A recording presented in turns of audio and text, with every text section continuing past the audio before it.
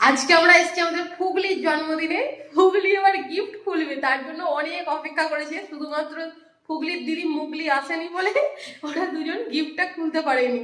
অনেক অপেক্ষার অবসান ঘটছে। এবারে ফুগলি আর মুগলি দুজনে বসেছে গিফট খুলতে। খোলো, দেখো দেখো, খুলে দেখো কি আছে। দেখো, ওরে বাপরে, কত কষ্ট করে প্যাকেটিং করেছে, চটপট করে খুলছে দুজনে আস্তে আস্তে। ও সেই অনেক অপেক্ষা করেছে, অনেক। বল,